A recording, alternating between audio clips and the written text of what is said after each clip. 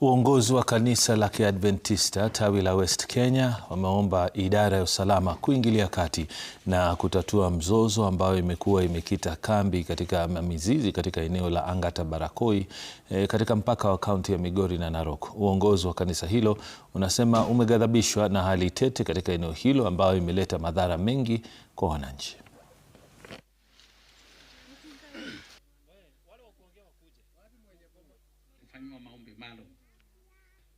Viongozi wetu neema yako itawale mioyo yao. Neema isha, labda kiongozi utakuwa na jambo la kusema. Tumesimama nao ni wale wameathirika.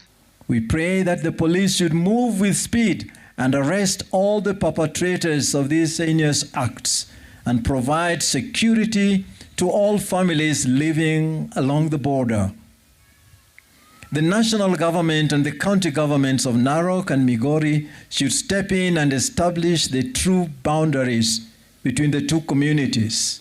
The elders from the two communities have lived together for decades. Usiku ilikuwa kwa nyumba, wakaingia wakasingira nyumba yote. Wenye walisingira nyumba wakachoma. Ndio hii mimi ilikuwa kwa nyumba ingine pande hii ingine, wakakuja wakaingia tena kwa hiyo nyumba wakaanza kuikatakata. Walikuwa naigonga na miti, wanaigonga, wakigonga nikiwa kwa nyumba, wanaruhusa hata mishare, wanagonga mlango mpaka inatoka, tena narudi tena nafunga, tena wanagonga wanatoka, tena narudi nafunga. Sasa mimi nilikuwa naomba serikali inisaidie. Nimechomewa nyumba, sasa hata watoto nitapeleka wapi?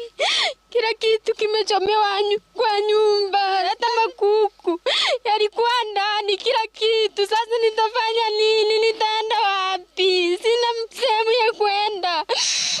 So wito wangu ni kwamba serikali isiwe kwamba ina target Mkuria kwa kumwangamiza, ina target Mkuria kwa kumtesa. Iwe kwamba baada ya waya kuwekwa hapa, ibainishwe kwamba investor mwenye amechukua hayo mashamba yetu aweke security ya serikali yenye haina upaguzi. Kuna siku wamekuja wakaua wazee wawili kwa maboma nyumbani. Usiku wa kuamkia leo already wamekuja wamechoma boma. Kumaanisha kwamba hizi boma zenye siko Nyanza bado hasiko safe. Serikali kupitia wizara